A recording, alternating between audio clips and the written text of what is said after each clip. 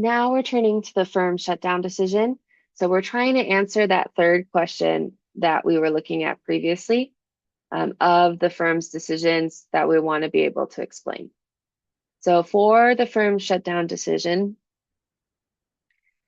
they're essentially comparing what they can earn by being open and operating compared to what that cost them.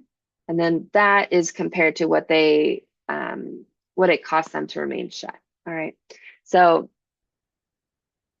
we're going to see some costs that are associated with operating that are unavoidable. Those are called our fixed costs, right? So we're considering fixed costs. What are those going to look like for a firm, as well as the variable costs, which are those costs that disappear when the operation stops. So when the coffee shop is closed, what cost does it not take on? Those are the variable costs. Compared to what cost does it still have to pay? Those are the fixed costs. Okay. So our operating revenue is what is going to be earned by having the coffee shop doors open.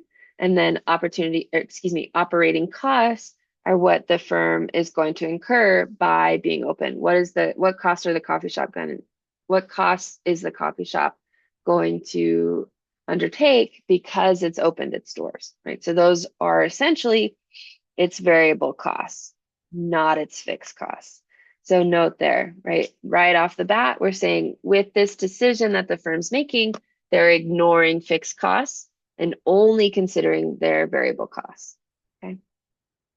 So when we graph this decision, you'll see in the graph on the left-hand side, fixed costs are not included. We're only looking at average variable costs, average total costs, and marginal costs. Okay. So what we're going to see is that the firm will stay open, they will operate as long as they earn enough during that time to cover their costs of operating. So if for our coffee shop, they're going to open their doors as long as the revenue they earn is enough to cover the wages of the baristas, the cost of the electricity to have the lights on and the AC running, they cover the cost of the water when the baristas brew their coffee or people go to the bathroom, right? As well as the salary of the person who cleans the coffee shop at the end of the day. As long as they bring in enough to cover those costs, in the short run, they will operate. All right. That may mean that total they're earning a loss, right? Because the fixed costs, when added with the variable costs, might exceed what the firm is able to bring in. But for that decision to open their doors or not, they're not thinking about that. They just want to know, will I be able to at least cover what it costs me to be open? Okay. If they're earning a loss, if it's true that total revenue is greater than or equal to variable costs, but less than total cost, what we're going to see is the firm operates in the short run, so they keep their doors open, but in the long run, they exit the market. So the exiting or entering the market is going to be a long run decision. And that's where we compare what the firm earns to their average total cost.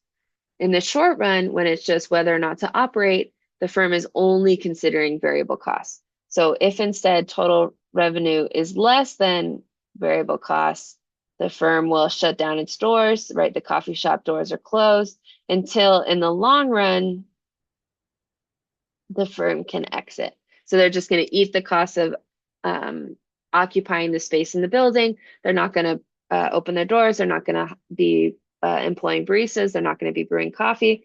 They're just going to occupy the space until the lease ends and then they leave. So with that, very sweet and short and sweet, that's our covering of the firm shutdown decision. And the next video will turn to economies of scale.